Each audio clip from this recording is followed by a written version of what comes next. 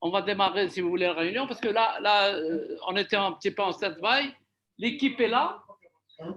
Alors, l'équipe en présentiel, il y en a d'autres qui vont venir tout à l'heure. Alors, je vous présente un petit peu les personnes qui sont là. D'abord, monsieur, l'invité d'aujourd'hui. Attends, où est-ce que tu es là? Voilà. Salut Omar, Monsieur Ali Daoudi. Salut, Ali, justement, j'étais en discussion juste avant avec un de tes anciens étudiants, Aïtou Belli, Mohamed. Mohamed, oui, on en parlera quand on a parti. On en parlera, oui. Voilà. Alors, on en parlera. Monsieur Brahimi, qui est notre. Brahim Zitouni, pardon. Brahim Zitouni, qui est un habitué du GRFI tout le temps avec nous. Madame Aqila Zemiti, hein, c'est ça. Aqila Zemiti, Hadj Hanni, que vous connaissez tous, bien sûr, et Soukhal, monsieur Abdelhamid Soukhal. Voilà. Et moi-même, tout à l'heure, il y aura Fazil Bouawish, il y aura d'autres personnes qui vont se connecter pour cette réunion informelle. C'est une réunion comme habituelle. Hein. C'est la numéro d'ailleurs 24. Hein. Ça veut dire qu'on en a fait 24. Et cette réunion va porter un petit peu sur un thème qui nous est cher maintenant parce que nous sommes en train de préparer un webinaire dessus et nous avons l'incubateur Fila Hainov dans lequel je vais présenter tout à l'heure. Le thème, on l'a retenu, c'est attendez, voilà, programme de webinaire. Alors, c'est l'innovation en agriculture et en agro-industrie, une issue pour rebondir suite à la crise sanitaire du Covid-19. C'est une thématique qui permettra de mettre en exergue certaines innovations pertinentes dans le domaine de l'agriculture et de l'agro-industrie. Voilà un petit peu que j'ai demandé à Ali Daoudi, que j'ai entendu une fois sur une interview de plusieurs chaînes radio. On a parlé beaucoup d'agro-industrie, de développement d'innovation. Et c'est pour ça que je vous ai demandé d'essayer d'intervenir et de nous éclairer sur différentes questions qu'on pourra discuter. Omar, non, je vous entends bien. Voilà, la première partie donc, va être, on va discuter sur cette question donc, d'innovation dans le secteur agricole et agro-industrie. Et après, on parlera aussi de la compilation du bouquin qui est sous nos yeux, là, l'agriculture. Bon, M. Daoudi a participé. Vous avez participé. Mais bien sûr. Bien sûr, il y a deux contributions de Ali. Sur les fonds. D'accord. Oui. Mais s'il te plaît, avant 4 heures, je me déconnecte à 4 heures. Enfin, 5 heures, 5 heures, heure française, algérienne. Voilà. Je ne peux pas rester plus de 2 heures. Voilà. Bon. Attends. Bon, OK. Merci Omar. Qui veut commencer? Il n'y a pas de formule. Le thème, il est là. Je pense que l'innovation dans le domaine de l'agriculture et de l'agro-industrie, issue pour sortir de la crise du Covid, c'est un petit peu le thème d'actualité à l'heure actuelle, mais dans le domaine des innovations, des startups, ces jeunes qui sont en train de ramener des idées intéressantes et tout ça, qu'est-ce que ça peut servir ici pour développer des projets ou des thématiques qui peuvent rendre service à l'agriculture post-Covid. Voilà. Vous êtes invité, mais on est tout à fait. Pas de. Oui, pourquoi pas, mais je ne me suis pas préparé, mais je peux toujours réfléchir à haute voix. Oui, mais tous on est pas préparés. Réfléchir à haute voix. Moi, le débat sur la question de l'innovation comment dire, l'innovation, c'est d'abord les acteurs. c'est l'affaire des entreprises et donc des agriculteurs et des entreprises. L'innovation, c'est un état d'esprit et c'est une contrainte, c'est une obligation. Les entreprises n'innovent pas pour le plaisir d'innover ou pour produire de nouvelles choses, elles innovent pour résoudre des problèmes, pour gagner plus d'argent. Et donc, pour qu'il y ait dynamique d'innovation dans le secteur agricole ou agro-industriel, il faudrait que les entreprises soient dans un environnement qui les met sous contrainte et qui les oblige, si vous voulez, à innover pour gagner plus d'argent. Sinon, on fait un débat, on peut faire un débat intellectuel sur ce que c'est que l'innovation, sur les inventions, sur le progrès technologique. Ça, on peut en faire. On peut discuter de ça. C'est le rôle de l'université de produire du savoir, des progrès techniques, etc. Mais l'innovation dans le secteur économique, c'est d'abord un acte économique pour résoudre des problèmes, réduire les marges, produire de nouveaux produits et faire du profit.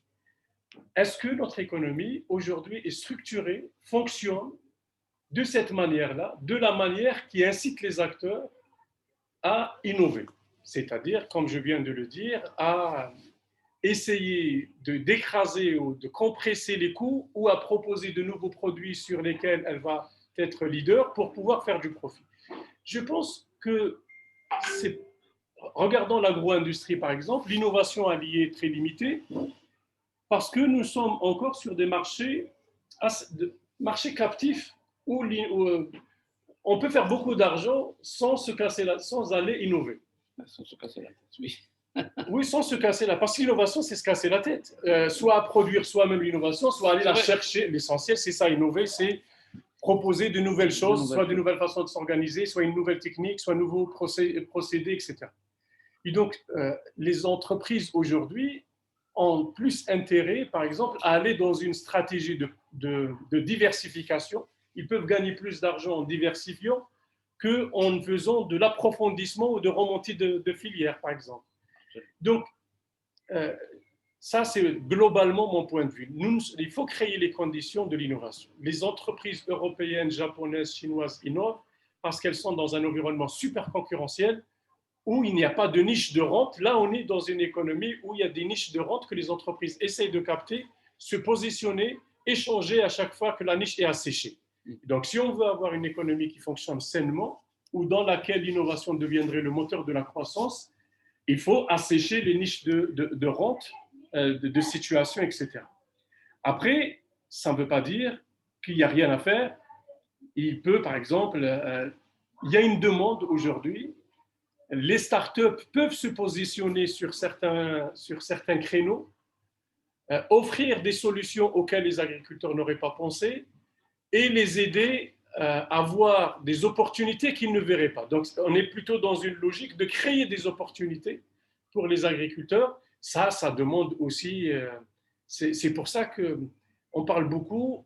Pour l'instant, on voit très peu d'entreprises, des startups qui réussissent réellement à pénétrer le marché parce que la demande, elle est limitée. Comme je viens de le dire, les opérateurs économiques, malheureusement, ne sont pas encore dans une logique d'innovation. Alors, je connais une start-up qui a produit des solutions innovantes, mais qui a du mal à les vendre parce que les agriculteurs ne jugent pas que ça leur apporte trop d'argent. 10% de plus dans le profit, ils peuvent le gagner en changeant de culture plutôt qu'en intégrant cette innovation qui leur coûte cher et qui leur demande un cassement de tête pour la maîtriser sur le plan technologique. Donc, voilà, de mon point de vue, d'abord, il faut faire cette analyse du fonctionnement de notre économie. Est-ce qu'on est dans un environnement favorable à l'innovation? Après, il peut y avoir des petites voies dans lesquelles il doit y avoir certainement des entreprises qui innovent et qui arrivent à avancer. Ce que je dis n'empêche pas l'existence de cas d'innovation. Mais ce que je dis, c'est juste pour que les autorités publiques qui aujourd'hui ont dans leur agenda la promotion de l'innovation des startups et de l'économie de la connaissance, il faudrait qu'ils intègrent aussi la réforme des règles de jeu économique globales et de créer les conditions favorables et qui poussent les entreprises à aller innover. Voilà, je m'arrête là et après je pourrais reprendre la parole. Oui, bien sûr, on va tout de suite effectivement faire un petit tour de table. Brahim, vas-y. Non, C'est bon, c'est bon. je vais parler fort. Bonjour tout le monde. Dans le droit fil de la pensée de Sirli, auquel je n'enlèverai aucune virgule, parce que c'était exactement la problématique, elle a été très bien posée.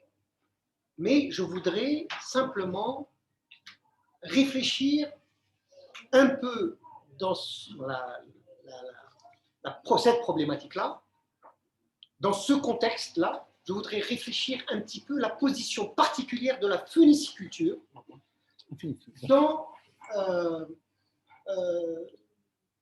cet environnement qui n'est absolument pas rentier, qui n'est absolument pas favorable à l'innovation, aux startups, si ce n'est à l'accompagnement d'une meilleure diffusion de la rente. Là, les innovations, elles pourront fleurir parce que là, ça rentre dans un système rentier. La phéniciculture a ceci de particulier qu'elle n'est pas intégrée dans la mondialisation. Elle n'est pas intégrée dans la mondialisation, ou en tout cas, il n'y a pas un ordre idéologique ou technologique qui viendrait des centres de la mondialisation et qui viendrait impacter la phéniciculture et son positionnement. Parce qu'il n'y a pas de palmier dattier en Europe, il n'y a pas de palmier dattier, il y a du palmier dattier dans le monde arabo-musulman, en gros. Et donc là, il y a une niche qui est un peu désarticulée par rapport à la mondialisation et par rapport aux dynamiques rentières pétrolières. Par contre, elle est sur une dynamique rentière qui lui est propre. Toute agriculture est une rente différentielle, nous sommes bien d'accord, mais là, c'est une rente différentielle qui n'a pas d'équivalent dans le monde occidental. Et donc, du coup, elle est coupée d'influence qui la mettrait en sous-fonction de quelque chose. Et c'est là, je crois, une grande opportunité, parce qu'il est possible à ce moment-là, dans ce secteur, d'appuyer sur des innovations qui seraient productives. Parce que justement, non intégrées à la rente. Et là, on ferait des gains importants. Je vais donner un exemple pour clarifier un petit peu les choses. J'ai fait des expérimentations sur la récolte des dattes à l'état bassin. Et puis ensuite, je les ai mûries en chambre artificielle et ça a donné d'excellents résultats.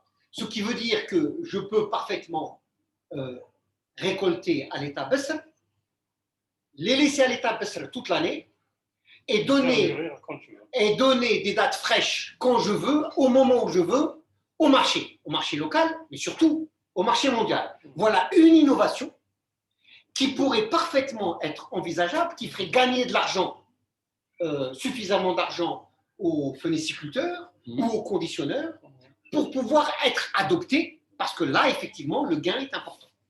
Donc, c'est vrai que de façon générale, l'innovation est assassinée par la rente.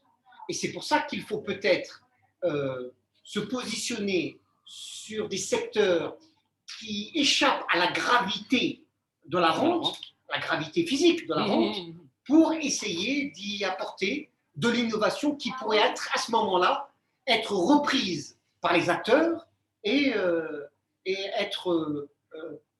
former des nouveaux standards ou des nouveaux modes de production. Voilà un petit peu ce que je voulais dire. Très bien. Il y a deux réactions positives qui peuvent mettre sur les rails cette discussion concernant effectivement l'innovation et l'innovation dans notre secteur qui nous intéresse, l'agriculture et l'agro-industrie. On peut réagir. Omar, Madame Youdar, Attal qui lève la main. Vas-y, tu as le micro. Alors, bonsoir, salam alaikum, bonjour. Alors, je prendrai un autre exemple, alors après la date, je prendrai un autre produit qui est celui des poissons actuellement. Alors, nous avons quelqu'un qui, lui, est très versé dans le développement du poisson de manière générale, pisciculture, etc. mais les différents, on voit que on peut développer le poisson à pêcheur, etc., mais cette production n'évolue pas. Il y a des innovations technologiques qui pourraient développer la culture du poisson en bac, en mer, ici sur le littoral, à travers tout le littoral de l'Algérie. Les gens qui sont en charge de cette histoire, je ne donnerai pas leur nom, je pensais qu'ils allaient développer ça, étant donné qu'ils ont les coups des franches. Mais ils ont même les crédits pour développer ça. Il y a même dans le cadre de coopération internationale pour développer aussi la pêche en Algérie. Mais ça, il y a encore des blocages. Pourquoi il y a encore des blocages? Est-ce que c'est les contrats? Est-ce que c'est l'argent? Est-ce que c'est les gens? Est-ce qu'ils ne veulent pas? Est-ce que ce sont les innovateurs sont là, les jeunes sont là. Mais est-ce que c'est institutionnel? On ne veut pas qu'il y ait développement du poisson en Algérie. On a des productions de poissons en Algérie. Encore un autre exemple. On veut la pomme de terre. Là, M. Omar Boussaoud a parlé la dernière fois, on a parlé de la production de pommes de terre. Pendant le ramadan, on avait un blocage, la pomme de terre est arrivée jusqu'à 100 dinars le kilo, alors qu'elle pourrait, maintenant, elle est redescendue, on est à 35 dinars le kilo. Comment pendant le ramadan, elle coûtait 100 dinars. Une fois que le ramadan disparaît, elle redescend à 35 dinars. Est-ce que c'est les technologies? Est-ce que c'est la main-d'œuvre? Est-ce que c'est les intrants? Est-ce que c'est l'innovation? Est-ce que c'est structurel? Donc, il y a des questions à se poser. Monsieur de Saoud, la dernière fois, professeur de Saoud, a déjà parlé de ça la dernière fois. Il a donné des pistes de réflexion. Merci pour ça. Maintenant, est-ce que l'innovation, elle est stoppée par d'autres stratagèmes, je dirais? Je m'arrêterai là. Parce que là, c'est encore notre débat. Innovation, ça existe. Les innovateurs existent dans tous les. Si on parle de produits, oui, il y a des innovateurs par produit. On parle de l'eau, on a le stress hydrique. Maintenant, est-ce que c'est le stress hydrique qui nous bloque? Est-ce que c'est les semences? Est-ce que c'est les entrepôts? Est-ce que c'est la logistique? Est-ce que ce sont les crédits? La dernière fois, on disait que 35% du crédit qui a été alloué. Le secteur privé ne bénéficie pas de crédit pour pouvoir développer leur projet. Est-ce que c'est là un des grands problèmes de l'innovation en Algérie? L'innovation existe. Maintenant, est-ce que l'agence Algerian Venture qui doit aider les startups à se développer, à faire plus d'innovation, elle est opérationnelle? Oui, non? C'est encore un débat. Je m'arrête. Merci. Merci Abdenour. Monsieur Attal, je ne sais pas si vous le connaissez, il est déjà à l'Anexal, il est secrétaire général de l'Anexal, l'association des exportateurs. C'est un membre de notre groupe et il s'intéresse beaucoup aux innovations, bien sûr, aux startups et tout ce qui tourne autour de. Oui, tu veux ajouter quelque chose? Oui, je voudrais, avant que j'arrête, maintenant oui. nous savons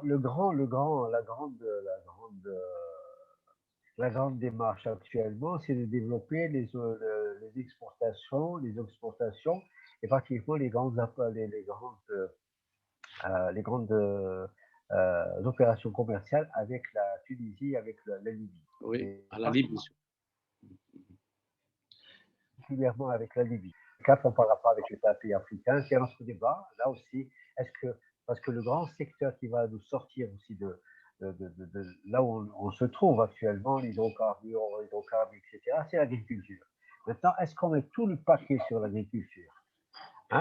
Est-ce que, maintenant, pour ce qui est de la Libye, ce que les Libyens recherchent après tout, qu'on reconstruire et aider la Libye à se développer avec un premier jet de 150 à 200 milliards de dollars, que l'Algérie pourrait s'intégrer dans ce grand projet industriel et reconstruction de la Libye. Est-ce que déjà le secteur agricole algérien, on ne parlera pas de la Tunisie après les autres, est-ce que nous sommes face et on est capable, est-ce qu'on mettra les bouchées doubles pour aller vers 4 milliards de dollars de recettes qu'on fera à la fin de cette année. On va peut-être y arriver. On a dépassé le milliard et demi de dollars, on se dirige vers 3 milliards de dollars. Oui, peut-être. Maintenant, est-ce qu'on va les prochaines rencontres avec la Libye, le secteur agricole sera là pour vendre le plus et produire plus. On peut le faire, je pense. Merci. Bah oui, il faut qu'on reste dans le sujet. Il faut qu'on reste dans le sujet, effectivement. Le sujet aujourd'hui est donc une réflexion sur l'innovation en agriculture et en industrie. Allez, ok, merci Abdelnour. On passe à Omar Bessaoud ou bien Madame Joudar qui a, je pense, de bonnes idées concernant l'innovation dans le secteur de l'hydraulique. Vous m'entendez? Tout à fait. Je vous entends. Donc, oui, l'innovation dans le secteur de l'agriculture, il est intimement lié à la disponibilité de l'eau et à la qualité aussi de l'eau. Donc, depuis plus de temps, nous avons lancé pas mal de projets, malheureusement, qui n'ont pas pu voir le jour en tant que projet, mais de toute façon, ça a ouvert des horizons à nos étudiants pour mettre en place des entreprises qui fonctionnent, parce qu'il fallait se rabattre sur une entreprise de Monsieur Tout-le-Monde, parce que tout ce qui est innovant, c'est un peu, enfin, jusqu'à preuve du contraire, ça n'a pas été vraiment à l'intérêt de, je ne sais pas, de nos gouverneurs. Donc, Monsieur Hadj Henni a assisté à pas mal d'idées, telles que des stations monoblocs d'épuration de l'eau dans des contrées complètement isolées et disposant de terrains agricoles et tout. Il a vu, comme je ne dois pas donner plus de détails parce que je suis tenue par la confidentialité, nous avons aussi, par exemple, un autre projet qui consistait en la transformation des grignons d'olive comme charbon actif pour justement l'épuration de l'eau. Enfin, cette année, on a lancé aussi un projet qui a été mené par une étudiante sur la récupération, par exemple, de l'eau à partir des toits, de toutes les toitures, avec une certaine innovation. Il y a aussi un autre projet que nous avons suivi, c'est la Smart Irrigation. Et puis, enfin, il y en a plein, je ne peux pas tous les dire. J'espère qu'au niveau de Filaha Innove, surtout dans le cadre de l'incubateur, on pourra vous soutenir et être à vos côtés pour justement peut-être relancer toutes ces idées avec de nouvelles têtes, de nouvelles peut-être plus de pertinence et d'efficacité, vu l'intérêt qui est porté par le gouvernement. Voilà. Très bien, on continue Je vous ai donné un petit... Est-ce que M. Bessaoud veut intervenir là? Omar? Oui, oui. On fait le tour de table et puis on continuera. Oui. Non, moi, la question que je me pose, elle est... bien sûr, je suis d'accord avec le point de vue de Ali. Dans une économie marquée par, si vous voulez, des situations de rente, où la contrainte d'accès au marché ne se pose pas,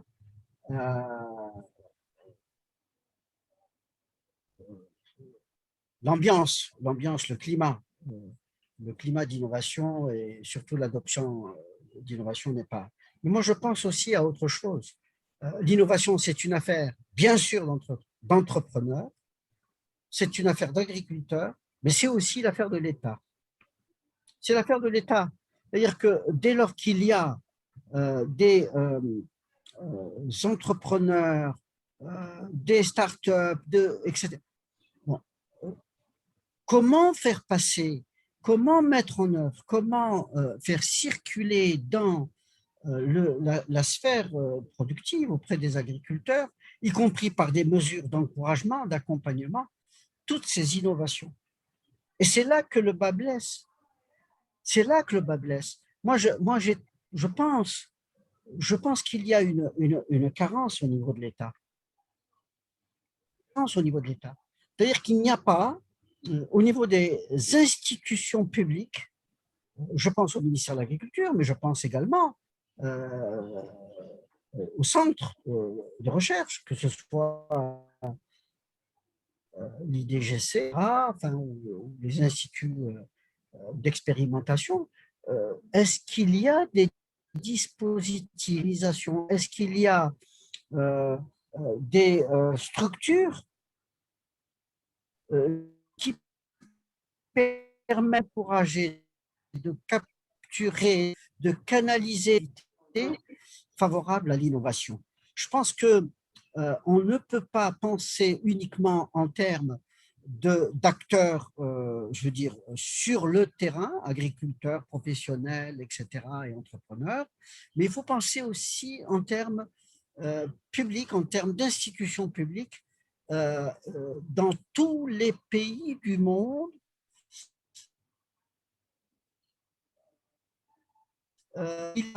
Qui connaissent des innovations, il y a aussi des dispositifs publics, des institutions publiques, des mesures de politique publique qui les encouragent. Il ne suffit pas, je le dis, vous connaissez mon caractère un peu rebelle et parfois critique, mais critique dans le sens, pas dans l'analyse, par l'examen, par, si vous voulez, la recherche. Eh bien, moi, je ne vois pas. Est-ce qu'il y a au ministère de l'Agriculture, au niveau de la direction de la recherche et de la formation, une stratégie, une disposition qui permette précisément. Il ne suffit pas de se gargariser de discours sur les startups, les ceci, les cela. Je veux bien. Mais enfin, quand on voit, et Monsieur Benseman, vous êtes bien placé, vous connaissez les difficultés des startups. Regardez aujourd'hui les défis que nous avons, mais d'énormes défis, liés à la question de l'économie d'eau, de la gestion de l'eau, liés à la question de la pollution des sols et à leur entretien, liés, si vous voulez, enfin tout ça lié au changement climatique aussi. On sait, et puis aussi, enfin, il y a une espèce de croyance parfois.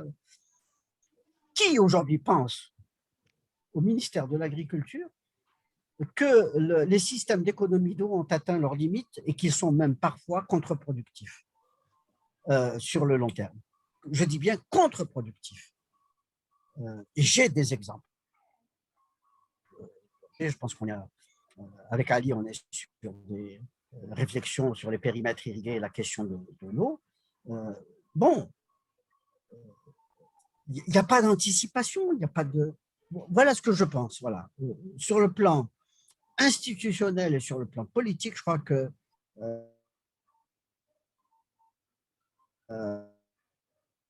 il y a un climat favorable, etc. Alors que, je le pense, l'université produit aujourd'hui des projets. Il y a une jeune élite, quoi qu'on en pense, de l'état de l'université. Il y a des cas d'innovation qui peuvent être canalisés, structurés, organisés et mis en œuvre. Voilà. Merci. On fait un tour de table, on continue à écouter un petit peu tout le monde. Après, on pourra discuter. Je pense que Rachid Boukdour, on va… Tu m'entends, Rachid? Oui, je t'entends. Oui. Bonjour.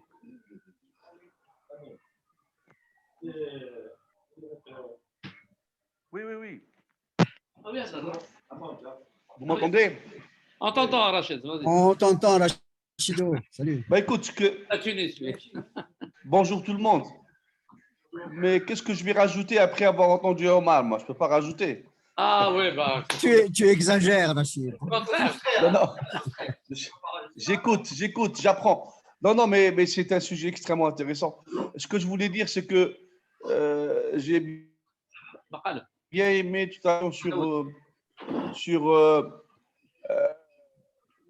la vision vers la Libye, etc. Parce que je sais que, puisque je suis à Tunis, il y a aujourd'hui beaucoup d'activités entre la Tunisie et la Libye sur justement des livraisons agricoles. Mais moi, je reste convaincu que l'Algérie a un gros potentiel en la matière, notamment sur les wilayas frontalières, parce que je vois arriver ici beaucoup de marchandises agricoles sur la Tunisie déjà. Ça veut dire que je reste convaincu qu'il y a un potentiel à développer, notamment avec nos jeunes agriculteurs. Et le problème, c'est que toute cette marchandise arrive ici sans être, j'allais dire, contrôlée. Il n'y a pas d'encadrement. On retrouve sur le marché tunisien beaucoup de produits algériens qui, fatalement, ne sont pas encadrés et ne rentrent pas dans un flux de marchandises réglementées. Donc, je pense que le marché libyen est important, il est en train de s'ouvrir. Et je reviendrai sur la pisciculture parce que c'est un créneau qui est en train de se développer rapidement. Et je reste convaincu que l'Algérie a son mot à dire en la matière. C'est tout ce que je dirais, hein, mais je ne suis pas un spécialiste des startups ni de l'agriculture.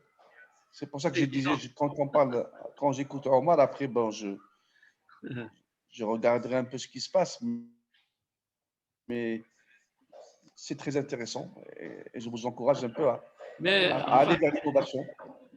La question qui est à débattre aujourd'hui, c'est, on revient un petit peu sur les innovations, les startups dans le domaine du secteur qu'on veut, donc l'agriculture et l'agro-industrie, disons Covid. Est-ce que le fait d'avoir traversé cette crise sanitaire importante qui a paralysé le monde et qui a paralysé beaucoup de choses, oui, est-ce que ces innovations peuvent effectivement, des startups peuvent amener quelque chose qui peut aider ce secteur? Ah oui, bien sûr. Je crois que nous sommes dans une étape fantastique pour l'innovation après la crise de la Covid-19. Aujourd'hui, nous voyons vraiment des innovations dans tous les secteurs, y compris dans l'agriculture. Le monde est en train d'être bouleversé et l'innovation a une grande place et une grande chance à saisir. Et l'Algérie, elle a un potentiel, moi je reste convaincu. Hein. Maintenant, je ne suis pas spécialiste de l'agriculture, mais je reste convaincu que nous avons, même si on a un problème hydrique, nous avons un potentiel. Alors, il y a des gens qui veulent intervenir. Quand tu lèves la main, je t'ai vu, c'est bon. Je veux sortir de… Alors, attends, on fait quand même un tour de table et puis les réactions se feront automatiquement. Hadjani, depuis tout à l'heure, il essaie de prendre la parole. Vas-y. Moi, je suis d'accord avec M. Berti. Dans la mesure où il a dressé le tableau, en quelque sorte, le tableau de fond de cette histoire d'innovation. Comment qu'elle se fait ailleurs et comment, en quelque sorte, elle doit être structurée de sorte qu'elle soit rentable, qu'elle prenne une bonne part dans l'économie indienne. Alors, je vais citer à titre d'exemple, comme l'a dit tout à l'heure M. Bessaoud, c'est un petit peu l'entreprise qui va tirer vers le haut. On s'est toujours posé cette question. Si c'était l'agriculture qui va servir en quelque sorte l'entreprise de transformation dans l'agroalimentaire, ou bien l'entreprise qui va tirer en quelque sorte vers le haut l'agriculture, dans le sens large du terme. Je ne vous cacherai pas, comme l'a souligné tout à l'heure Mme Zouda, on avait touché, ça fait bien longtemps, bien entendu, un certain nombre de start-up, que ce soit à l'École nationale supérieure de l'hydraulique, que ce soit à travers d'autres institutions, et même au niveau des agriculteurs et des entreprises de transformation. Le résultat est le suivant. Nous avons fait, j'ai fait récemment un essai, en quelque sorte, un essai avec des importateurs de semences, des semenciers. Des semenciers qui font des importations de semences tout genre, depuis les agrumes jusqu'au plant, jusqu'aux céréales, etc., etc. Et il est évident que ces semenciers ont un réseau, et un réseau très important, qui les dessert, soit en matière de traitement de la semence, ou bien en matière d'écoulement de la semence importée. Je posais la question à deux semenciers s'ils ne pouvaient pas réunir leurs efforts pour être partie prenante avec, justement, ces exploitants agricoles, de sorte à ce que la semence soit algérienne, sur un certain nombre de variétés. Et pourquoi pas entamer la question par le biais du ministère de l'Agriculture pour réunir ces agriculteurs et faire la bonne part des choses. Je suis arrivé quand même à les convaincre, il y en a deux. On a commencé en quelque sorte sur l'exploitation d'une production de semences qui est homologuée ici en matière de blé dur et en matière d'orge. Vous savez que durant les années écoulées, il n'y a pas eu une production suffisante en quelque sorte en matière de blé et d'orge. Nous allons commencer dans ce programme et essayer d'innover, connaissant bien entendu quelles sont les semences qui sont les plus rentables en Algérie. Je parle toujours sur le plan céréalier. Là, ces deux entreprises vont changer, en quelque sorte, innover pour être partie prenante des exploitants et en même temps trouver le moyen de voir quelles semences homologuées seraient bien traitées, plus rentables dans telle région, beaucoup plus que dans une autre. J'ai pris pour le moment, si vous voulez, dans les zones centrales du nord et celle de l'est, ces deux semenciers pour commencer ce travail. Je vais aller encore à Tlemcen pour réunir entre Mostaganem et Tlemcen et même jusqu'à Adrar pour réunir encore deux autres semenciers qui vont travailler sur la question, mais sur un problème de fond. Quelle est la semence particulière à tel et tel type de sol et tel type de climat? Pour parvenir justement à ce qu'on ait une production semencière assez rentable et en même temps qui pourrait partir d'une génération 0 jusqu'à une génération 4, jusqu'à une R1. Voilà. C'était pour rejoindre l'avis de M. Daoudi et pour dire que la plupart du temps, ce sera peut-être l'entreprise qui va tirer vers le haut beaucoup plus l'agriculture que l'agriculture va desservir toujours avec le même train habituel et se refusant d'innover en matière de technique ou de technologie ou d'adopter en quelque sorte un investissement qui, par changement de culture, lui éviterait telle ou telle dépense. Voilà grosso modo en quelque sorte ce que FIDAHA, parce que c'est toujours au nom de FIDAHA, on entreprend ce type d'expérience, comme on l'a fait au niveau des institutions, ce soit l'institution de Mme Habich, que ce soit le NSH, que ce soit en quelque sorte l'université de Merabès. Je répète encore une fois, ce travail, évidemment, c'était avec M. Sardi qu'on avait initié, puisque lui, il dispose depuis les années 30, si vous voulez, de tout le tableau de semences de céréales au niveau de ce département agronomique. Nous avons aussi vu avec M. Mouche cette question et Mme. Nous allons tenter encore une fois, à titre expérimental évidemment, dans le bassin de la Mitija, voir quel est le type, si vous voulez, d'irrigation le plus approprié et le plus facile à exploiter par nos agriculteurs, que ce soit en matière de plantation par agriculture fruitière. Ces initiatives, si vous voulez, évidemment, on fait participer les étudiants.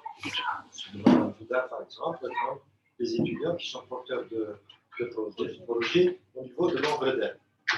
Mais tout cela, M. Daoudi a mis le doigt, si vous voulez, sur le point le plus sensible, c'est-à-dire la structure qui permettait à cette innovation dans chaque secteur de démarrer et d'inciter, que ce soit l'entreprise ou l'agriculture. Je suis allé à l'OIC. Nous avons discuté de pas mal de questions qui ont trait au problème de stockage. Vous savez que jusqu'à présent, non seulement l'OIC ne dispose pas suffisamment d'aires de stockage de silos pour toute la production importée, pour toute la production algérienne et pour ce qui est importé avant la transformation. Et qu'au-delà de 2 millions de quintaux, ils n'ont pas d'autre choix que d'agrandir. Ce qui fait qu'ils vont jusqu'à louer certaines aires de stockage pour une période qui ne dépasse pas les 2 mois. Ceci dit, en regardant de très près la question qui se pose, c'est parce que l'OIC n'est pas partie prenante en tant que coopérative, avec ses coopératives céréalières, à l'intérieur même des sites qu'elle couvre, pour être partie prenante, non seulement pour le ramassage, mais aussi pour promouvoir et en même temps innover en matière de récolte de semences. Toi qui dispose aussi d'un matériel assez important. Alors tout cela, j'ai pris à titre d'exemple 2 entreprises privées, une entreprise office d'État et des institutions de l'enseignement supérieur. À l'évidence, la question de fond reste, comme l'a dit M. Daoudi, c'est une question de structuration de cette innovation. Et quelle est, en quelque sorte, parce qu'il ne faut pas embrasser dans l'état. A priori, il faut donner. Est-ce qu'il s'agit d'informatisation, de numérisation? Est-ce qu'il s'agit évidemment de problèmes de production? Est-ce qu'il s'agit à la base de semences souches ou bien évidemment de structures d'accueil de l'ensemble dans lesquelles il faut aller et qui constituent des priorités? Voilà ce que j'avais dit. Merci, Haj. Ça rentre un petit peu dans notre contexte. J'ai donné des échantillons de travaux qu'on fait au sein de FIDA. Voilà. Résumé. Absolument. Donc, effectivement, on continue le tour de table. Fazil, tu as quelque chose à dire pour l'innovation? Toi qui es en charge un petit peu de l'incubateur, ou bien on passe la parole à Soukhan, il a préparé quelque chose. Je vais intervenir. Hein? Je vais intervenir une fois. Tu interviens après? Ouais. D'accord. C'est Abdelhamid. L'innovation. Dans les termes de l'innovation dans l'agriculture et dans l'agro-industrie, oui. En conséquence du coronavirus, tout ça, c'est très important. Effectivement, la crise de corona a montré l'importance de beaucoup de choses pour le plan sanitaire et sur le plan alimentaire qui intéresse l'agriculture. Cela a démontré que chaque pays doit avoir un minimum, un SMIC de sécurité alimentaire. Parce que là, nous sommes arrivés à un blocage où les bateaux sont bloqués, le commerce est bloqué, et les avions sont bloqués. Donc, finalement, c'est un peu l'autarcie. La coronavirus a obligé les pays à vivre en autarcie. Alors, ceux qui n'ont pas l'autonomie alimentaire, c'est fou. Donc, voilà. Donc, déjà, cela prouve que nous devons avoir un minimum d'autarcie alimentaire. C'est dans le domaine de l'agriculture. Sans compter l'autarcie sanitaire. Donc, nous devons innover dans le domaine. Mais il n'y a pas que cet aspect coronavirus qui nous oblige justement à innover. Il y a également cet aspect du changement climatique. Oui. C'est réel, c'est pas la blague, c'est réel. C'est ça qui va provoquer des innovations. Nous le vivons avec ses conséquences. Pour nous, directement, c'est le stress hydrique. J'ai assisté, il y a une semaine dernière, au 8 juin, à un séminaire organisé par le CNES sur le stress hydrique, avec des conférenciers américains et algériens, et qui ont montré que cette situation est assez grave. Donc, nous devons, en fait, dans notre pays, nous devons gagner, innover pour gagner 2 grandes batailles. C'est ce qui ferait. Il y a la bataille, pour moi, la bataille de l'eau. C'est la première des batailles.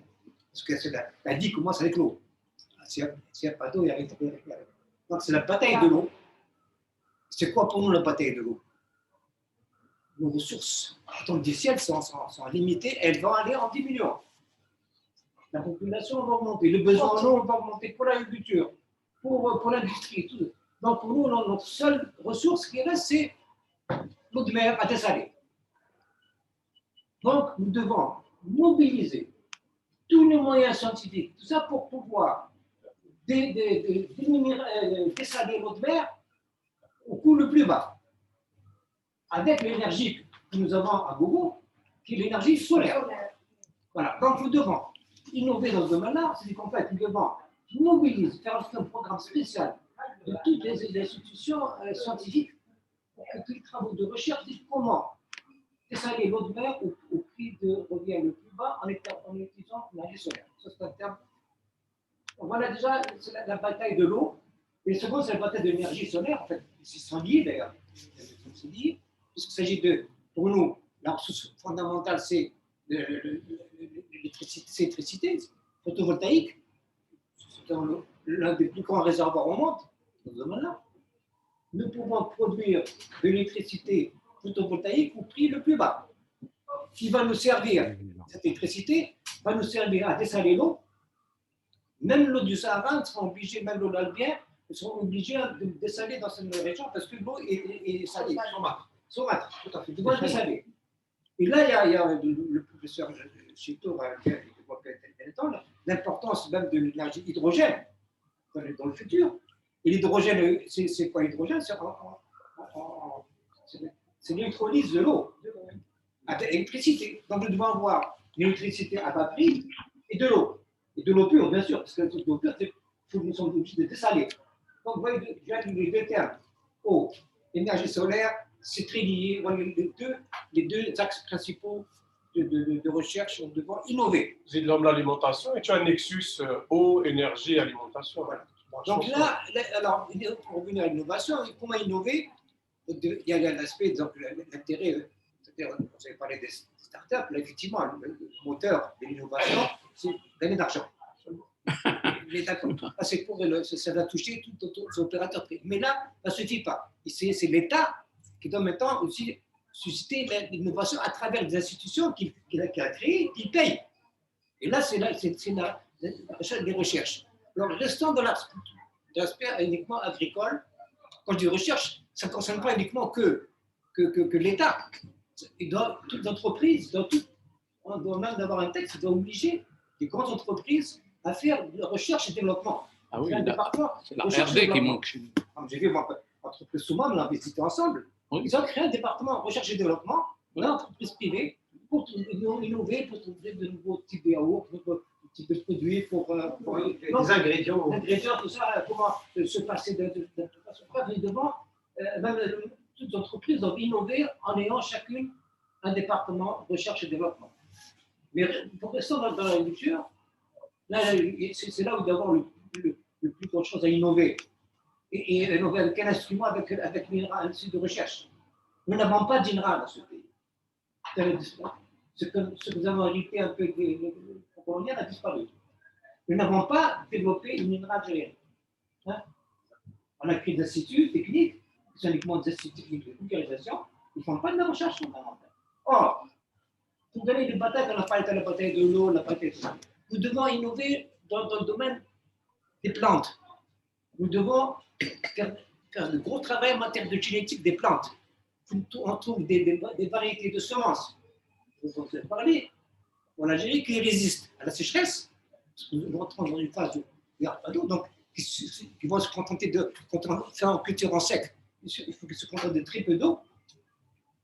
Quand il s'agit de culture en irriguée, il faudrait que c'est des plantes qui résistent au sel, parce que malheureusement, on aura encore de l'eau, de parler de la vie. Donc, nous devons cultiver, faire des travaux pour matière de recherche végétale, pour innover, pour trouver des variétés de semences adaptées au sol, aux plantes et aux maladies aussi, parce que là aussi, nous devons avoir des plantes où on n'a pas utilisé des pesticides. Donc, elles sont aussi résistantes aux maladies. Donc là, à partir des plantes qu'on mange nous. Et ensuite, pour les plantes que doivent manger les animaux. Et là, on tombe dans les cultures fourragères, pastorales. Là aussi, nous devons, la certification au niveau de la CEP, c'est aussi pour trouver une variété de plantes, c'est faire la sélection qu'on doit semer pour qu'elles poussent avec 100 mm d'eau, avec 200 mm, un peu plus. Or, on va au niveau du Sahara, dans les vallées sahariennes, il y a des plantes extraordinaires qui vivent, qui se contentent de très peu d'eau et qui poussent. Nous devons donc faire un matériel génétique au niveau du Sahara qu'on doit exploiter. Même l'olivier, l'olivier de la Pérille, il vit très peu d'eau, donc nous devons, il y a un matériel végétal important, nous devons faire la greffe pour pouvoir planter des oliviers au nord à partir de ces souches d'oliviers. C'est pas un exemple. Donc il y a un gros travail en matière de génétique végétale. Il y a un gros travail à faire en matière de génétique animale. Là aussi, si on continue à importer des vaches Holstein, elles vont crever dans ce pays. Elles n'ont rien à bouffer, il n'y a pas de pâturage. Il faut c'est tellement besoin de fourrage de luxe, de la luzerne, du maïs, qui nous coûte très cher. Donc nous devons utiliser d'autres animaux. D'abord, il y a la race algérienne qu'on doit faire un gros travail de sélection. Nous devons un gros travail à faire qui n'a jamais été fait. Jamais été fait. Il faut qu'on le fasse. Un travail de sélection sur les races locales aux villes et caprines, qui sont adaptées une sélection sur la race cameline, parce que vous avez des animaux qui sont là. Le camelin est un animal qui est adapté par définition à la espèce. Donc, nous devons, voilà le matériel animal que nous devons exploiter. La solution technique en Algérie n'existe pas. Il faut la créer, il faut la mettre en place. Et pas uniquement par un INRA, mais c'est l'INRA, mais qui travaillera. Bon, ceux qui à Ouargla, au université de Ouargla, ils font de la recherche importante dans les camelins, mais il faut coordonner tout ça. Il faudrait qu'il y ait un programme de travail pour que chacun ait qu'est-ce qu'il a à faire comme boulot. Tous travaillent avec un même but. Voilà ce que nous devons tenir. Donc, il y a matière génétique, non seulement la sélection des animaux dans ce local, sélection, et deuxièmement, des hybrides. Il faut créer une nouvelle race. Oui. Les Australiens, ils ont créé une race laitière, la MZ. C'est la race qui fait un croisement entre le zébu et la race jerseyese. La jersey, c'est la meilleure race européenne, qui est la plus riche dans le lait, le plus riche en beurre et en fromage. Donc là, les Australiens ont fait un croisement. Donc, ils ont fait une nouvelle race en matière de lait, avec la race zébu qui résiste à la chaleur et la race laitière qui vit très bien dans les régions chaudes en Australie. C'est le même cas aux États-Unis. Donc la Bangus, la race Bangus, c'est pareil. C'est un zébu plus la Hereford. On fait des croisements. Donc créer une nouvelle race, ils vont stabiliser. Donc là aussi, nous aussi, nous devons, nous ne pas à partir de la race algérienne, la race de bovin, ou bien la race de caprin ou d'ovin, faire des croisements. Pour le cas de vin, par exemple, si nous devons faire une race laitière, nous avons ce qu'on fait des pays au Proche-Orient. Ils ont créé au Proche-Orient, ils ont fait le croisement avec la race Aouès, la race syrienne, avec le bélier frison de l'Est, qui a donné le croisé, Acepa, qui est la meilleure laitière dans le pays méditerranéen. Des patients de la côte, environnement. Et actuellement, l'Espagnol importe cette race en Espagne.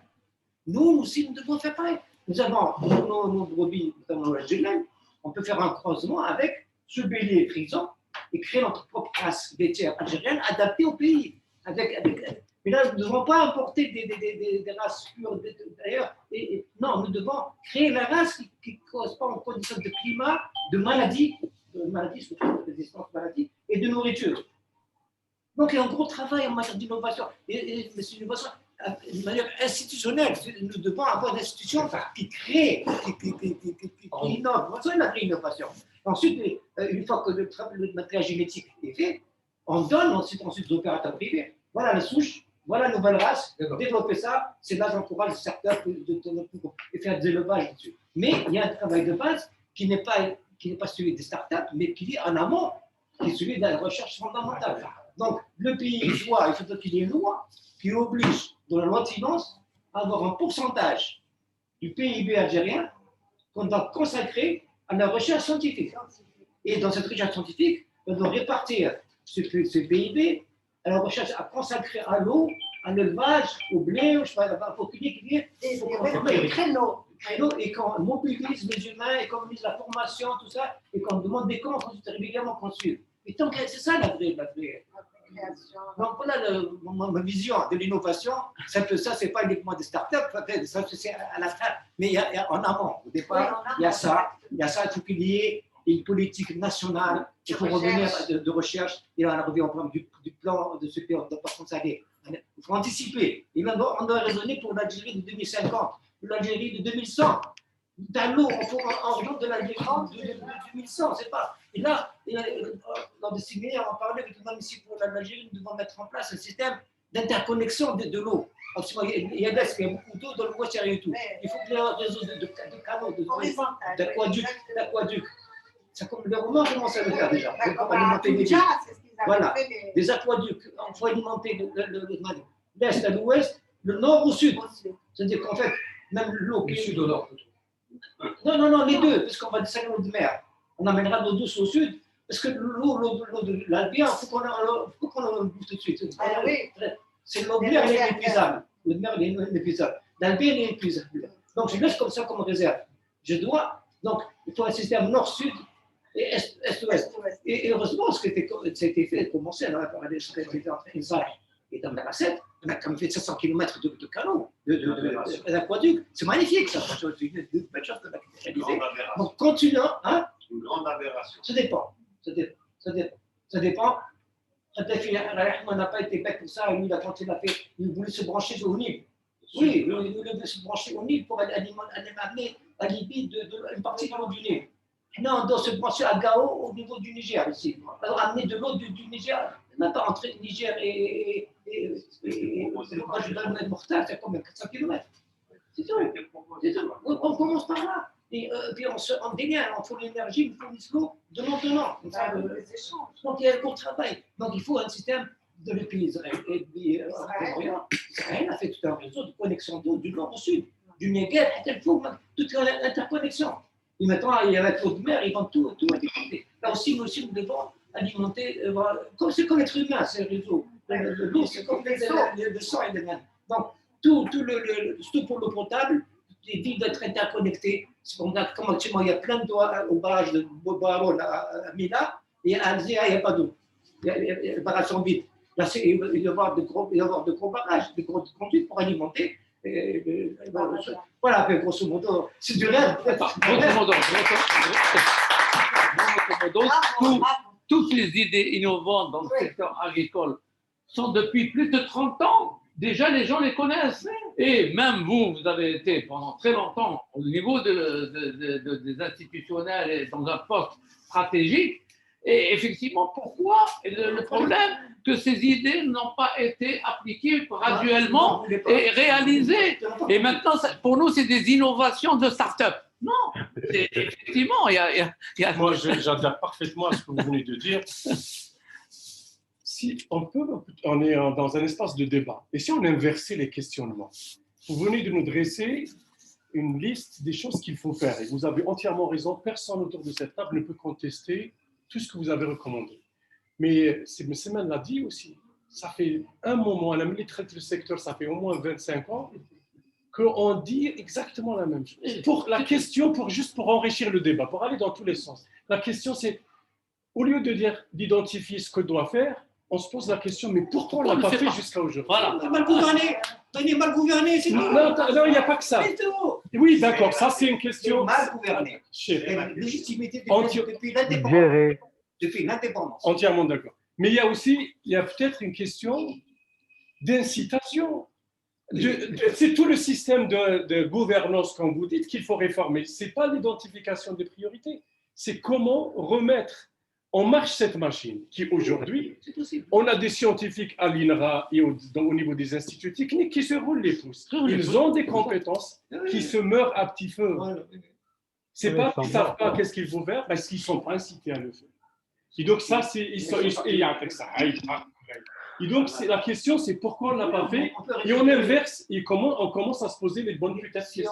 On met ça, on met gros outils, on paye. Non seulement on récupère le cadre, mais on peut même récupérer des chercheurs étrangers. Pourquoi pas? Moi, si nous avons un grand centre de recherche au Sahara sur l'énergie solaire, et des Suédois et des Norvégiens, des Allemands qui seraient très heureux de venir vivre en Algérie, faire de la recherche scientifique. On peut uniquement le long, on les paye bien, c'est tout. Il paraît qu'on a perdu un marché sur l'énergie solaire qui a été récupéré par le Maroc. Non, on va récupérer ça sans coût. C'est tout à l'heure. C'est tout détaillé tout à l'heure. C'est moi sur l'hydrogène et sur qui on penche là. Omar, tu veux réagir? Rachid, Madame Non, Jouda? non, moi je pense que M. Soukhal Monsieur a répondu. Non, mais c'est une réalité amère qu'on est en train d'entendre, effectivement. Mais ça fait 30 ans. Effectivement, si on parle d'innovation et quand on sait qu'il y a énormément de choses qui auraient pu être faites et qui sont là et qui n'ont pas encore réalisées, pour nous, c'est quand même triste de voir que nous avons raté le coche de l'agriculture développée en innovation et que certains pays, bien sûr, ont bien avancé. Nos voisins ont réalisé beaucoup de choses mieux que nous, n'est-ce pas, Rachid Boukdour?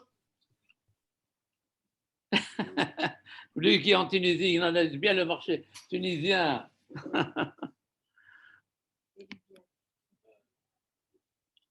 Mets ton micro, mets.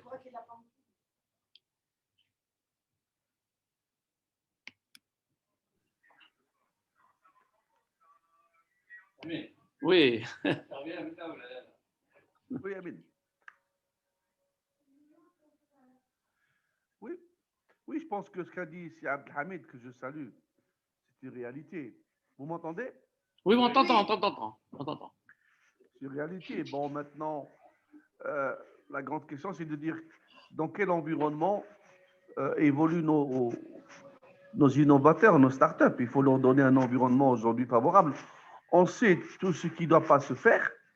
Il faut en tirer des leçons et avancer. Je pense que ça ne sert plus à rien aujourd'hui de dire on a raté le coche depuis 30 ans, depuis 62. Il faut avancer, il faut regarder ce qui se fait ailleurs et faire en sorte que nos jeunes entreprises, nos startups évoluent dans un environnement favorable. Je pense qu'on peut le faire.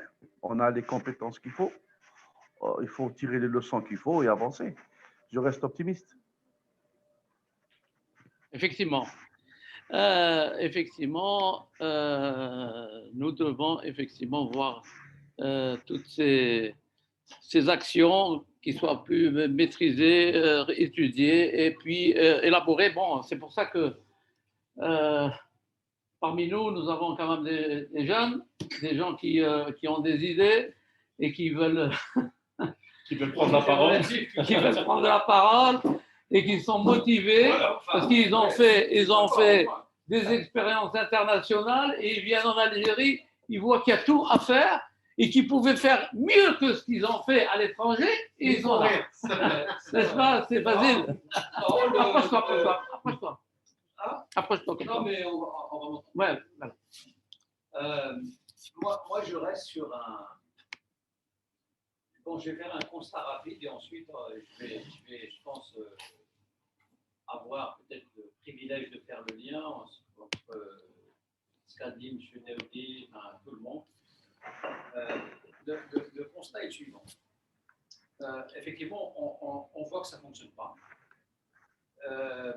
Ma conclusion, c'est si on pense continuer avec les modèles de management, de gouvernance qu'on a pratiqués jusque-là, je pense sincèrement que ça va être une très très grande erreur et on va perdre beaucoup de temps. C'est-à-dire qu'il faut qu'il y ait un consensus qui dit qu'on est à une époque où il faut absolument faire un électrochoc, je n'allais pas dire idéologique, mais en tout cas en termes de gouvernance, en termes managériels, et de dire, OK, il y a des éléments, des légaux qui vont bien, c'est-à-dire, en gros, on a de très bonnes ressources humaines, quoi qu'on en dise, même si dans certains axes, elle a besoin d'être appliquée en l'endroit où on parle. Mais je pense que si on doit aller vers l'avant, il faut qu'on réfléchisse à un modèle, j'allais dire, de gouvernance multidimensionnelle. Parce que la crise, elle est multidimensionnelle. Ce n'est pas une question d'argent, ce n'est pas une question de management, ce n'est pas une question d'expertise. C'est de s'entendre déjà sur le constat qui dit qu'on a managé d'une certaine manière, ça a fonctionné dans un certain contexte, ça ne fonctionne plus, et quel électrochoc on doit apporter aujourd'hui. Moi, je pense que le premier point, c'est de reconnaître qu'il faut mettre la ressource humaine au centre de la politique algérienne, c'est-à-dire la qualité de la ressource humaine. Il faut l'entourer avec des institutions, parce que quand on a de la ressource humaine même de très très bonne qualité qui est étalée ou qui est disparate dans des grandes institutions, qui n'est pas organisée, ça veut dire qu'il n'y a pas de modèle pour faire fonctionner tout ça, ça ne fonctionne pas. Donc il faut remettre déjà la ressource humaine au centre, se concentrer sur des institutions, on l'a dit, des institutions d'excellence, c'est-à-dire que leur niveau, leur qualité doivent être absolument discutables, pas au niveau algérien, mais au niveau mondial, et je pense qu'on en est capable.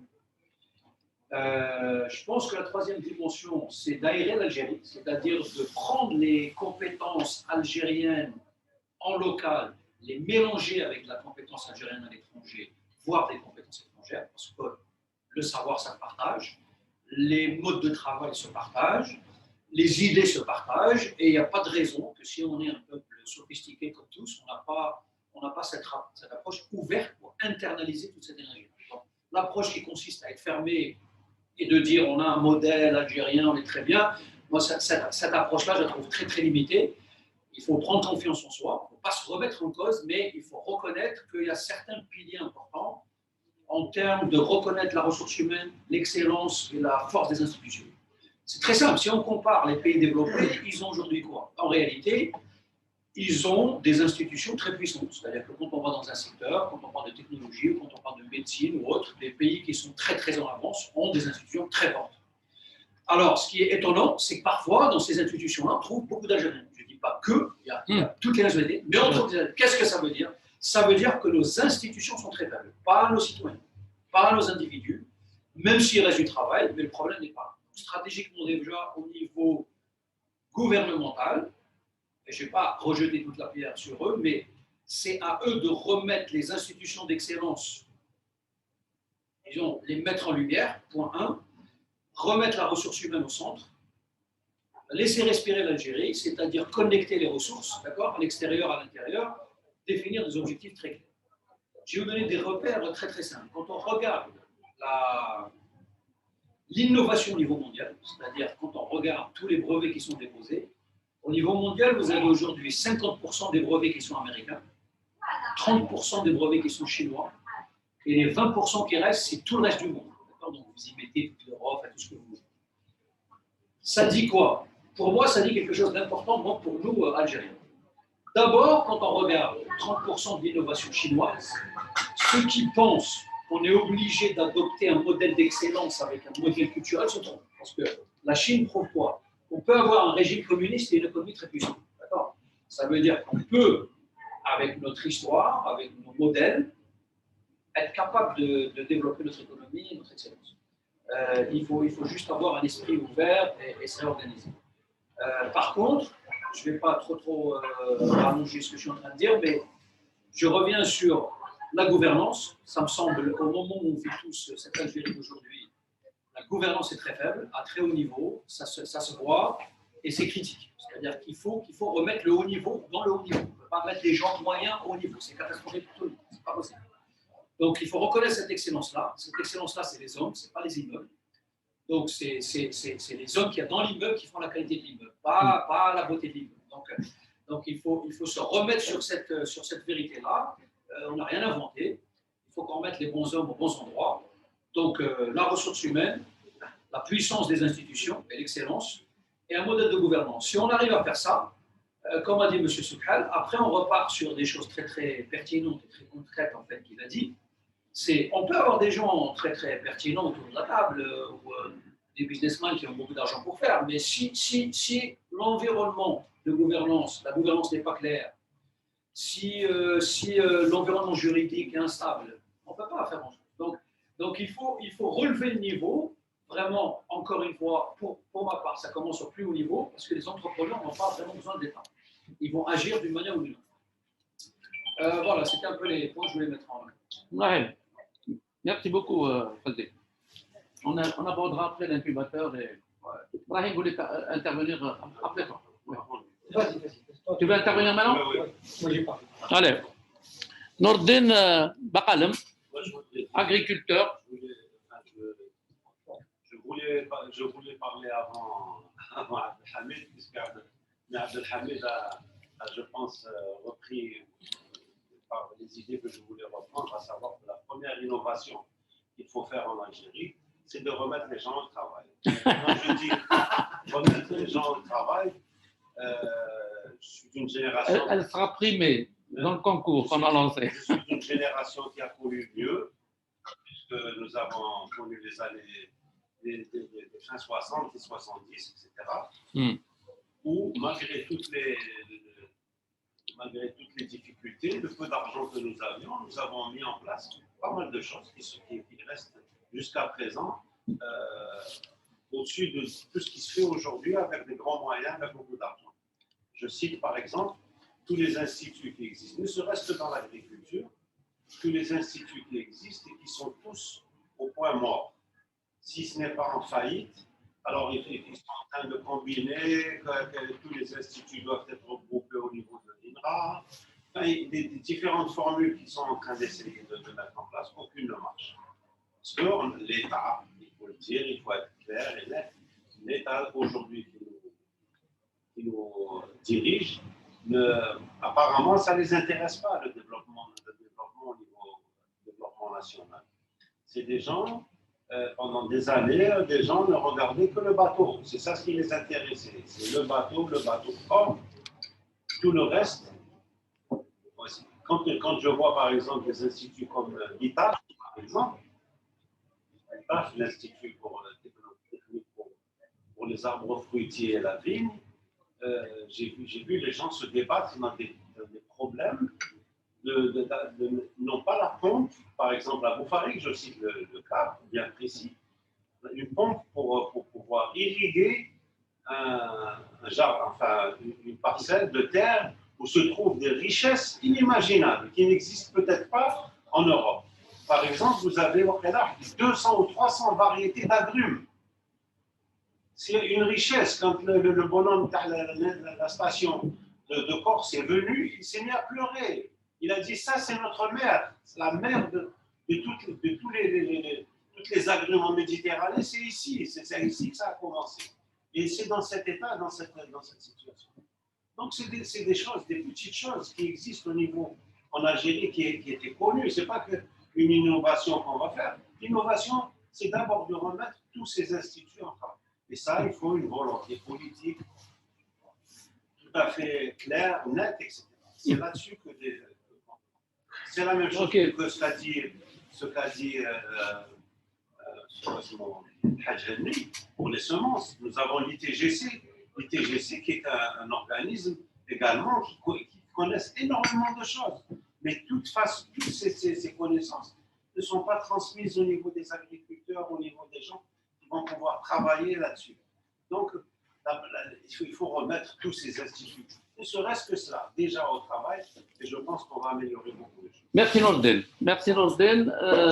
Brahim, à toi, je sais que je voulais rebondir sur... Non, je vais être très rapide et très succinct, très synthétique. Il y a un constat que tout le monde partage, quel que soit le sujet qu'on va aborder, on va tomber sur la désarticulation de l'État. Ça, quel que soit, ou des secteurs, ou des filières, quel que soit le sujet que l'on va prendre, le mot désarticulation ou désintégration va être le mot clé. Ça, c'est le premier point. Le deuxième point, cette désarticulation, elle est le produit de quoi? Parce qu'on n'a pas toujours été aussi désarticulé que ça. Il y a des moments dans notre histoire où on a été plutôt bien articulé. La désarticulation, elle est issue d'abord des forces entières et mondialisées et locales qui veulent désarticuler parce que justement, ils cherchent à tirer le maximum des transferts qu'ils réalisent sur l'énergie. Et comme l'économie et l'activité de façon générale est une fonction linéaire de l'énergie, la question en réalité revient à une réflexion sur l'énergie pour réarticuler l'ensemble de la machine.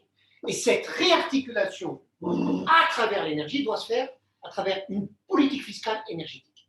Dès que nous taxerons l'énergie dans ce pays, on commencera à contrebalancer les effets de désarticulation des forces de la rente et nous commencerons à mieux articuler ceux qui veulent intégrer, ceux qui veulent faire de la convergence dans tous les niveaux, dans tous les aspects. Pour terminer, s'il y a un seul mot d'ordre à retenir, c'est que nous devons repenser notre politique énergétique par une fiscalisation de l'énergie.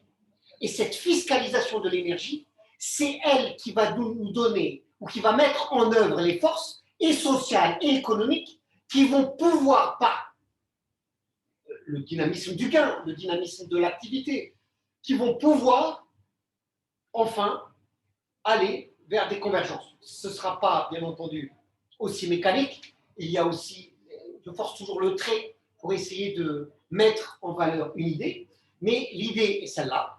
Bien entendu, cela s'accompagne par des réformes politiques et autres, ça c'est évident, mais je ne veux pas parler des choses justes que Fazil a dit sur la gouvernance, c'est tout à fait à sa place.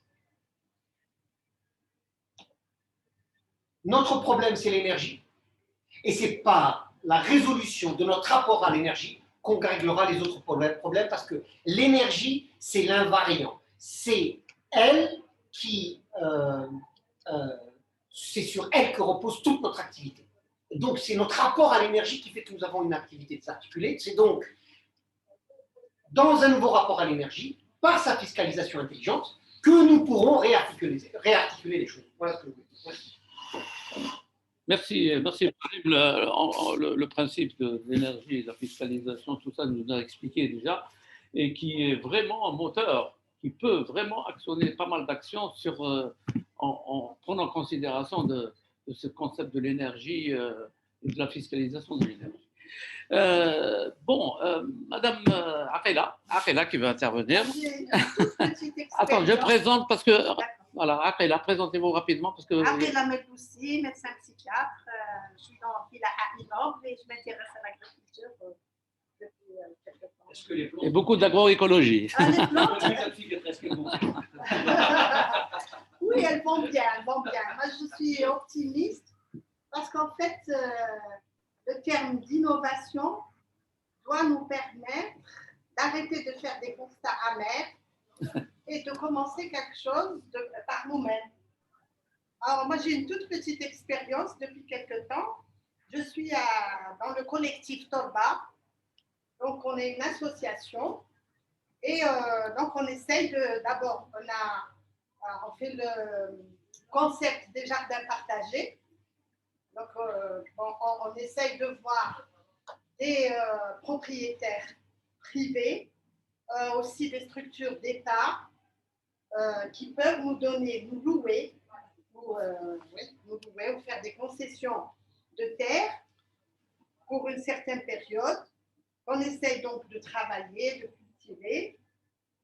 Et ensuite, il y a effectivement, il y a l'histoire des semences, l'histoire du stockage, l'histoire de l'eau. C'est un gros problème. Mais en fait, on essaye quand même de faire avec. L'aspect qui est vraiment intéressant, que j'ai trouvé intéressant, c'est qu'on a fait des déplacements chez des agriculteurs. Et on a été, il y a des fermes qui ont une grande expérience dans les semences. C'est leurs propres semences qu'ils ont entretenues, qu'ils ont exactement préservées. Et donc, c'est des semences locales et authentiques.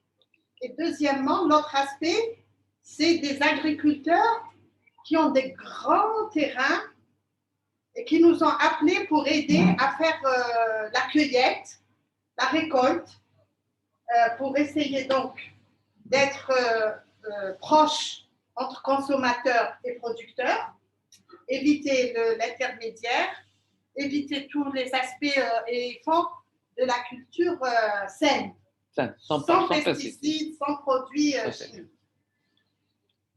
Voilà, donc ça a été très, très positif.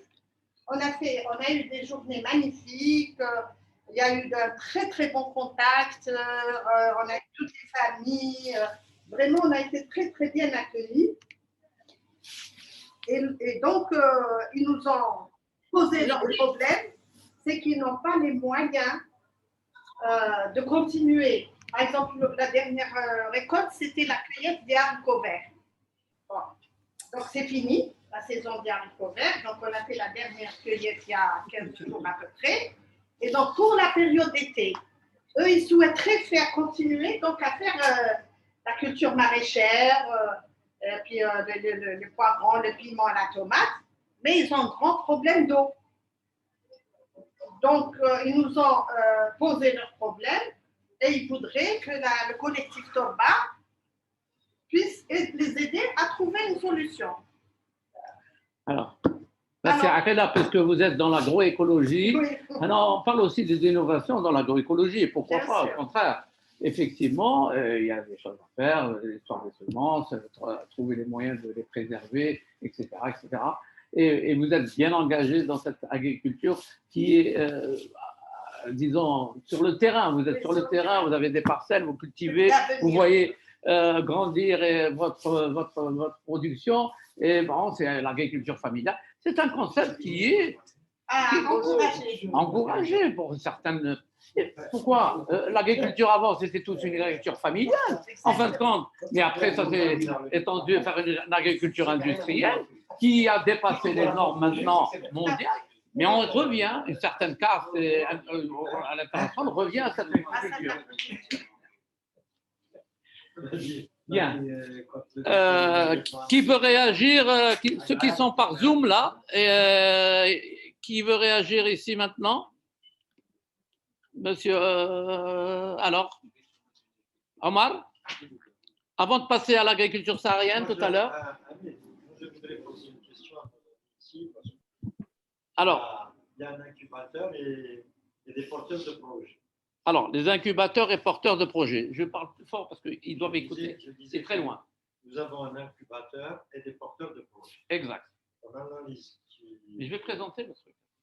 Mon analyse qui a été faite, il y a donc un certain nombre de sujets qui méritent votre attention, bien entendu, et puis qui demandent le concours de nous tous, de façon à donner à M. Fazil le moyen, en quelque sorte, de trouver une solution, au moins, à chaque porteur de projet. Oui.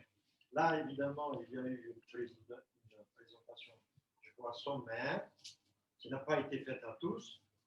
Donc, moi, ce que je voudrais, c'est que les semaines réunissent les résumés de ces porteurs de projets pour les envoyer à chacun de nous, de façon à ce que chacun donne un avis, quel serait le moyen d'apporter pour accompagner ce porteur de projet une fois pour toutes, pour qu'on en finisse.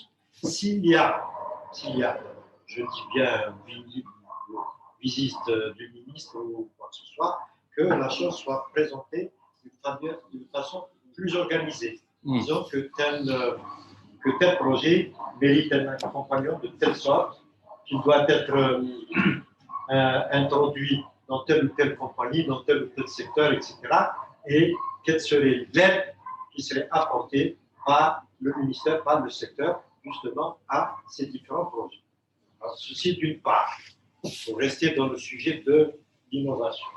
D'autre part, évidemment, c'est de devancer la chose, en quelque sorte, pour que cet examen soit fait le plus rapidement possible, pour qu'on puisse sortir de l'incubateur pour aller à une deuxième branche qu'avait demandé M. Bessaoud, pour laquelle j'ai déjà un résumé sur l'agriculture de montagne. L'agriculture de montagne, c'est un webinaire qu'on devait faire, oui. Et sur laquelle prochainement, on va justement aborder la question par une synthèse. J'ai déjà des documents que M. Abdelhamid m'a donné ce sont des anciens documents, et d'autres qui sont plus actuels, de façon à ce qu'on puisse présenter la chose et travailler là-dessus dans les prochains webinaires. Voilà ce que j'avais à dire. Tu as fait une bonne liaison pour l'incubateur. Justement, je voulais en parler un petit peu avec M. Daoudi et tout. Et, donc, l'incubateur, nous avons donc les rencontres Agritech de l'incubateur de Fila Hainov. Donc, c'est un concept qu'on a créé au niveau du GRFI. Et c'est un concept qui va donc se produire, enfin un webinaire qu'on va faire le mercredi 30 juin. Et donc les rencontres Agritech,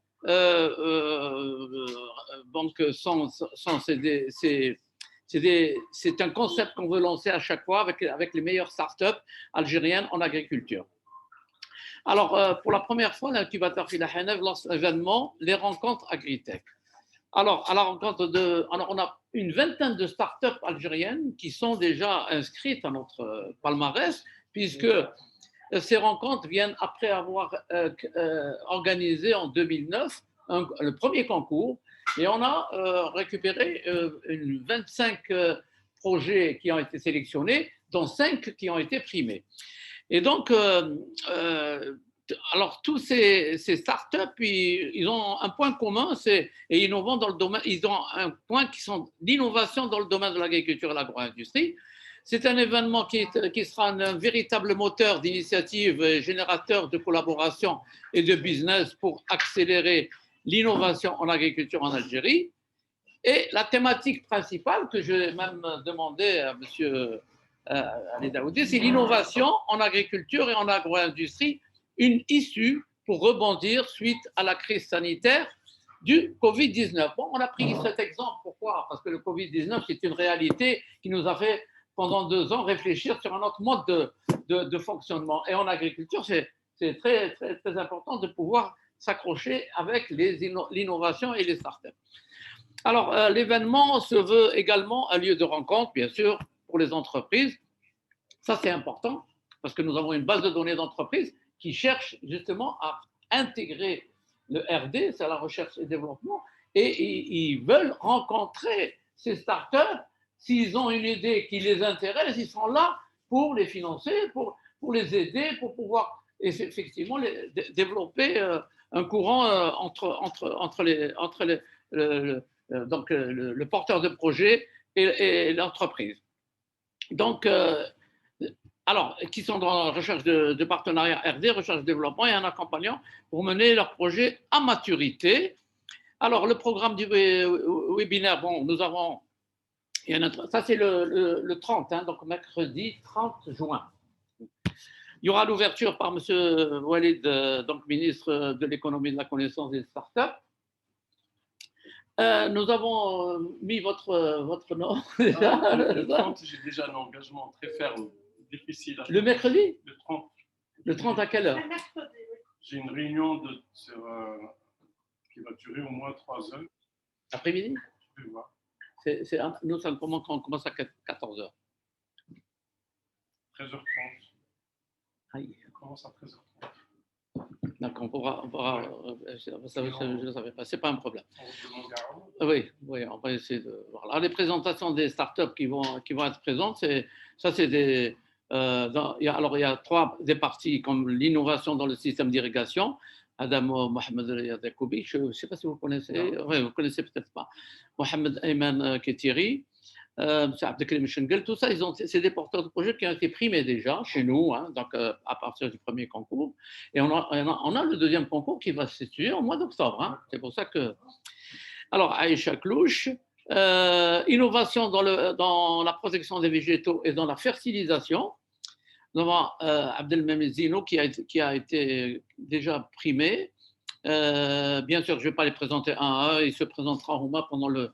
Alors, Youba Kourda Shadia, Mourad Brahimi, celui-là, il a déjà été primé et il a présenté une innovation qui, dans le ministère des startups, lui a donné le titre de startup innovante. C'est Samir Mohdeb. Samir Mohdeb, je crois qu'il est en ligne, là, il est connecté en ce moment avec nous.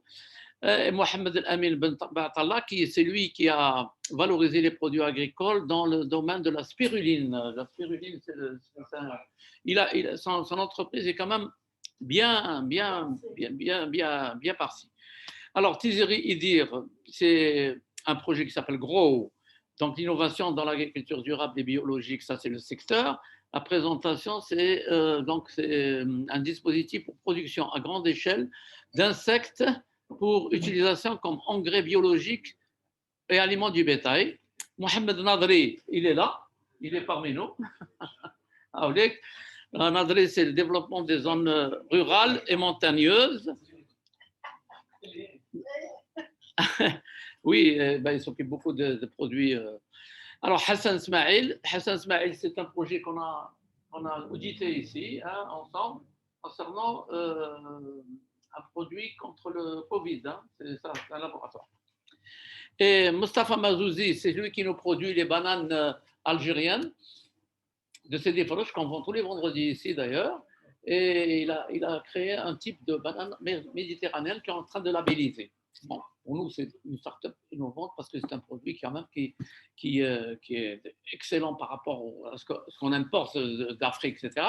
Et qui peut être produit dans notre pays à grande échelle et qui peut couvrir pas mal de surface. Loubna Bayarassou, c'est un bon projet, Mourad Bahamdani, etc., etc. Voilà, donc tout ça, tous ces gens-là vont présenter, vont participer à ce webinaire. Et c'est pour ça que je demandais, il y aura d'autres experts, on va avoir probablement le projet TAC, non le Nakhal, on n'a pas encore dit, mais on va essayer d'intégrer un ou deux experts de la Fondation Fidaha. C'est bon, mercredi, on va voir comment c'est vraiment. Il ne faut pas changer le programme. Juste inviter quelqu'un d'autre qui va te donner la. Oui, bon, parce que là, on vous a choisi parce qu'on a pensé que vous étiez quand même là. Non, mais une solution, c'est que tu peux, si tu prépares une vidéo, si tu peux te faire un truc en vidéo, tu passes la vidéo. Ah oui, c'est possible. Ouais. Tu fais 10 minutes, un quart d'heure de ton intervention vidéo, tu lui envoies. Ça aurait été bien aussi oui, mais ça, dans la discussion. Voilà.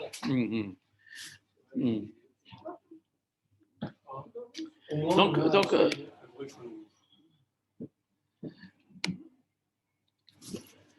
alors, voilà concernant notre projet. Nous avons bien sûr le concours CIPSA Innov 2, la deuxième édition, en octobre.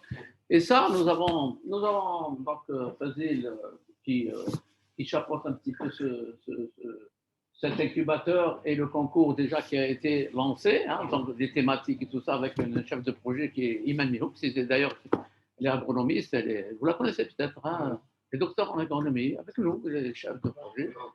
C'est celle qui est tout ce qui est thématique agriculture, etc. Voilà. Et donc, ça, on aura besoin après, parce qu'on a reçu déjà 40 projets en agriculture, et on n'a pas encore, si vous voulez, on n'a pas fait de réunion pour d'abord sélectionner, avec bien sûr un modèle, etc. Et moi, c'est de créer un jury qui puisse être. Moi, je les ai choisis en tant que jury, si vous acceptez aussi. Parmi le groupe, D'ici octobre, on a le temps de s'organiser, bien sûr, avec plaisir. Donc, le projet, le concours se déroulera pendant le salon CIPSA. Le salon CIPSA a été reculé d'une année, donc c'est du 11 au 14 octobre. J'espère que l'événementiel reprendra. Parce que, non, mais ça a beaucoup on reçoit beaucoup de demandes de participation, même étrangères. Et pourtant, les étrangers, les pavillons France, pavillons allemand, pavillons Pays-Bas, parce que tout ça, ils veulent venir. Alors, ils sont tous en train de dire, bon, nous voulons être en présentiel. S'il n'y a pas de confinement, si l'Algérie sort du confinement, on viendra. Mais nous, on a fait la partie virtuelle, parce qu'on a fait le salon présentiel, donc c'est un palais des expositions, mais à côté de ça, une salle de conférence, etc., virtuelle, c'est-à-dire on peut visiter le salon virtuel, avoir des contacts B2B, des réunions, etc., en virtuel. Et on s'est dit, les étrangers qui veulent venir, qui ne peuvent pas venir, peuvent aller quand même en virtuel. Sauf que les étrangers qui sont installés en Algérie, qui ont des représentants, etc., ils sont représentés par leurs représentants. Voilà, donc ça c'est un petit peu le travail.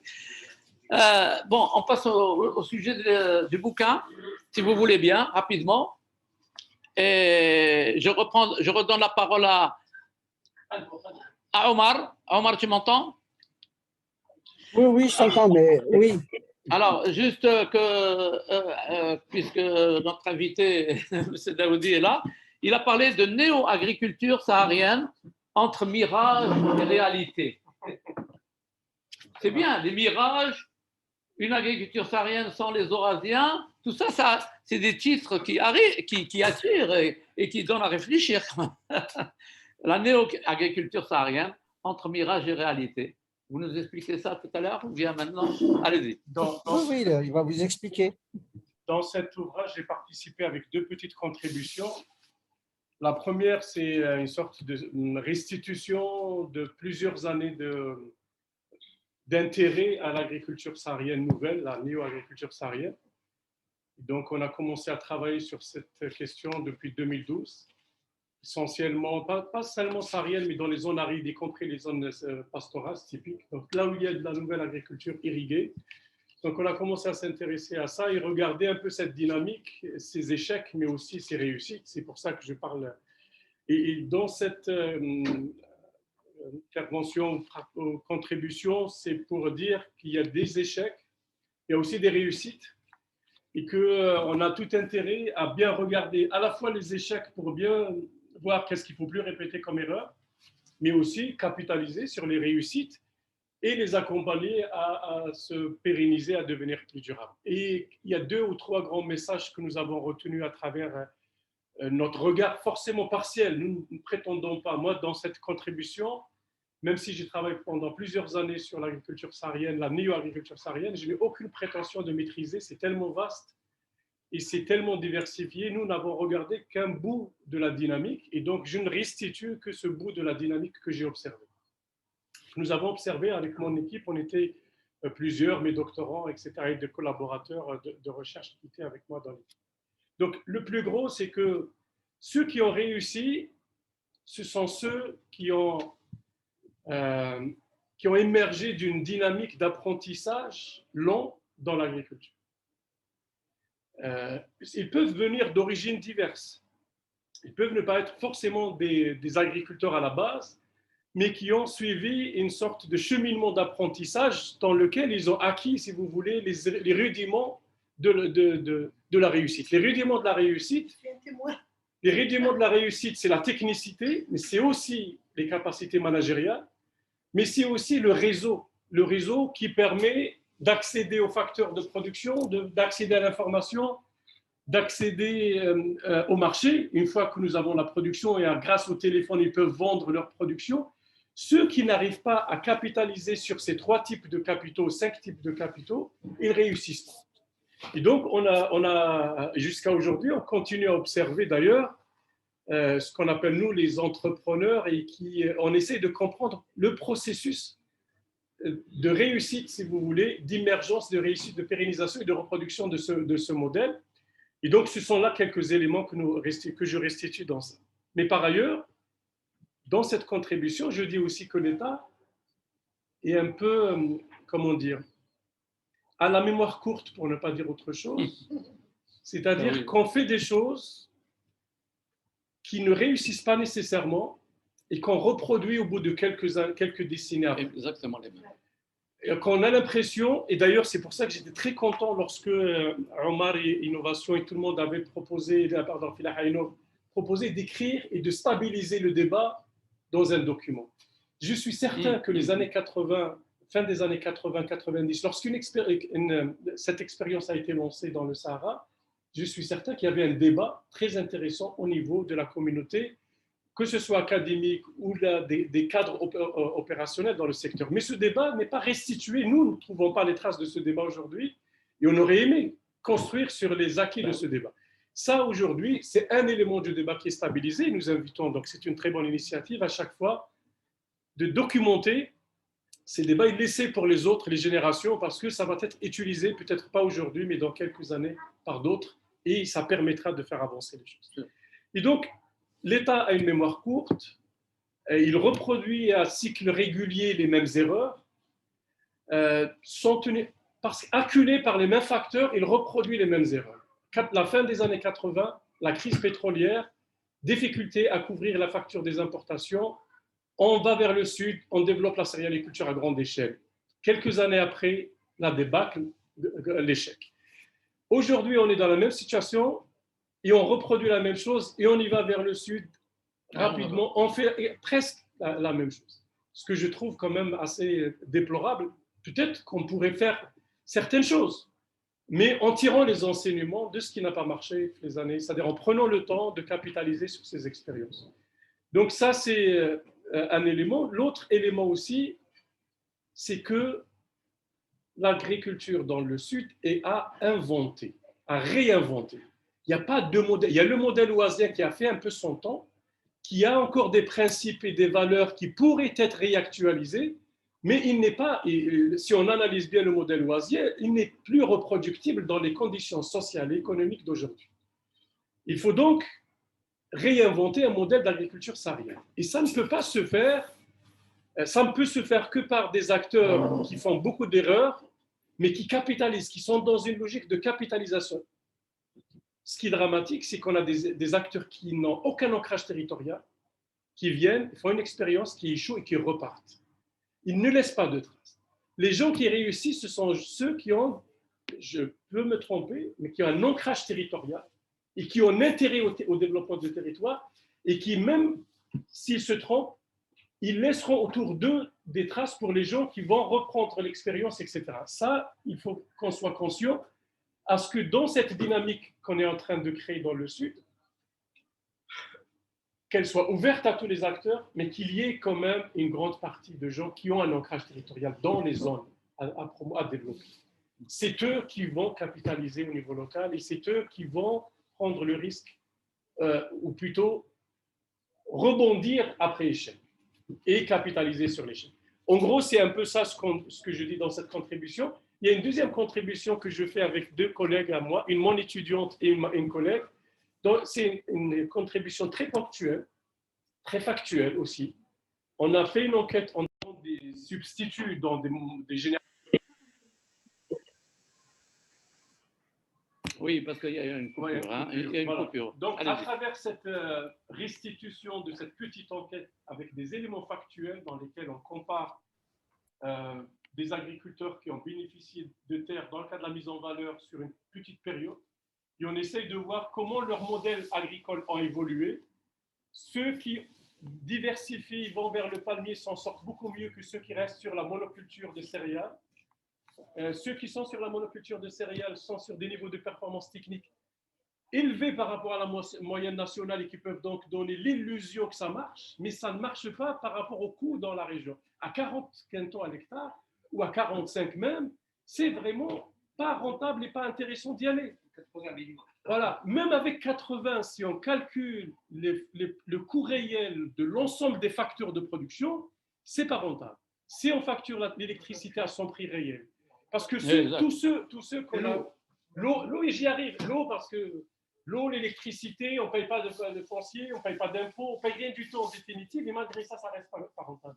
Donc c'est très sensible. Nous, on attire l'attention à travers quelques chiffres sur cette question.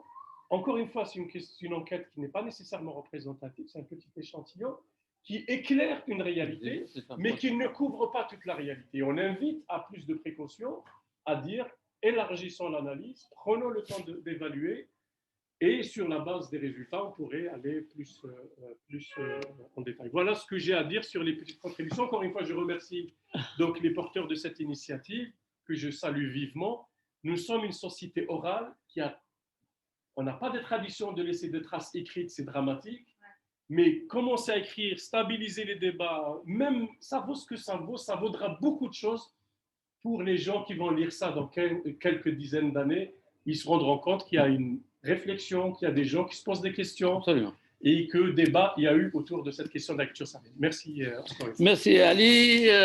Donc on arrive presque à la fin. Là, ici, je voudrais que Omar réagisse sur ça. Si tu peux prendre la parole, Omar. Non, non, moi je dis simplement, tout est sujet à débat. On a eu ce débat qui a été très large, très riche, qui a associé plusieurs partenaires, de Fila Hainov en passant par les gens de Torba, des universitaires, des techniciens. Je pense que, bon, ça vaut ce que ça vaut, mais ça a le mérite d'exister et de poser les termes du débat. Ceci dit, en termes de capitalisation, on a essayé de rassembler tout ce qui s'est écrit depuis les années 80. Et je peux vous dire que beaucoup de choses ont été écrites, beaucoup de choses ont été dites. Voilà. Moi, c'est ce que, en tout cas, c'était un petit peu mon idée, c'était aussi d'éclairer, pas simplement l'opinion, mais les décideurs pour éclairer leurs décisions, dire attention, ce que vous faites n'est peut-être pas toujours très techniquement, économiquement, écologiquement, et même socialement parlant, n'est pas très adapté. C'est tout simplement ça. Alors maintenant, je crois qu'on est arrivé aussi à l'issue de ce débat au terme d'une nouvelle discussion, c'est-à-dire on a fait émerger des thèmes. On a fait émerger des thèmes qu'il s'agirait peut-être d'explorer. Moi, je pense que bon, on est déjà avec et Ali et d'autres collègues. Attention, on ne réfléchit pas simplement au niveau local ou algérien. On réfléchit également à des niveaux plus larges, au niveau Maghreb, au niveau du monde arabe. Vous avez bien vu que nous avons essayé de tirer aussi les leçons de l'expérience à la fois libyenne, mais aussi saoudienne. On a fait le bilan là-dessus. Bon, sans compter évidemment cette espèce de démantèlement du mythe californien. Ça, c'est clair, je pense que c'est. J'espère que ça deviendra de plus en plus clair pour beaucoup de monde et notamment de ceux qui nous gouvernent. Voilà, voilà.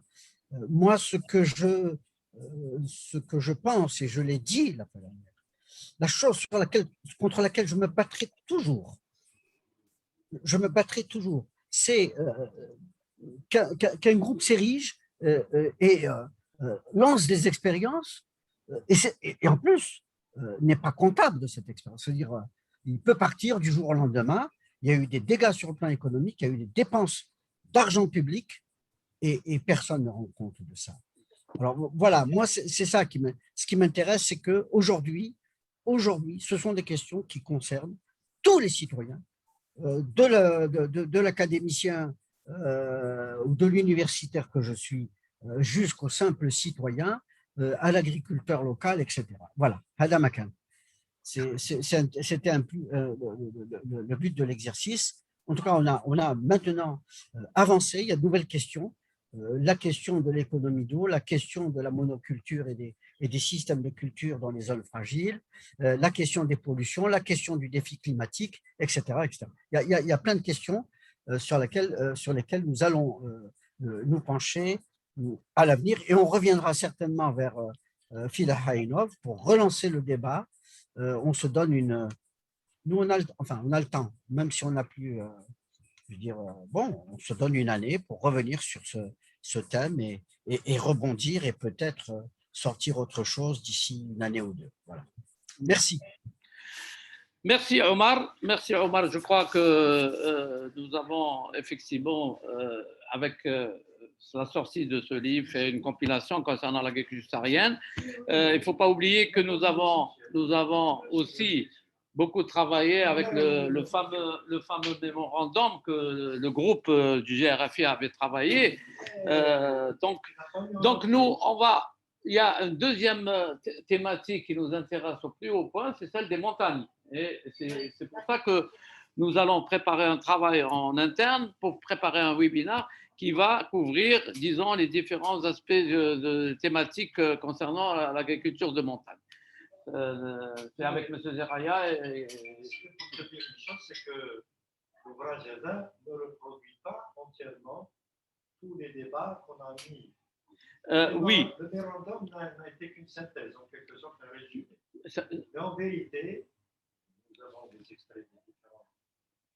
Par quoi nous avons commencé avec la contribution, bien entendu, de Dr. Bourguessa. Et sur quoi nous avions insisté, c'était beaucoup plus sur les systèmes de production. Les systèmes de production, c'est-à-dire où l'animal doit être présent, pas. Et d'autre part, c'était la formation. La formation qui devait faire en premier. Cette question aussi a été abordée par M. Bessaoud dernièrement. Nous l'avons mis en exergue en quelque sorte dans le document. Ce qui fait que l'ouvrage d'Adam ne reproduit uniquement le résumé. Voilà. Merci. Alors, y a-t-il une dernière intervention parce que c'est l'heure de clôturer. Dans le groupe ici, il n'y a personne qui peut intervenir, ou bien au niveau des invités par Zoom, là, qui veulent, Madame Joudar peut-être, ou quelqu'un d'autre. Sinon, on clôture. Oui, Madame Joudar, allez-y. Allez-y. Je voulais juste vous remercier pour cette initiative de penser à toutes ces agricultures de montagne sahariennes, etc. Moi, ça fait quand même 8 ans, bientôt 9 ans que j'ai commencé cette aventure. Maintenant, je vois que ça va se concrétiser et j'y crois parce que nous étions 9 écoles à patauger, mais maintenant, je pense que ça va se concrétiser à travers déjà votre incubateur, mais aussi les incubateurs qui sont installés un peu dans les universités.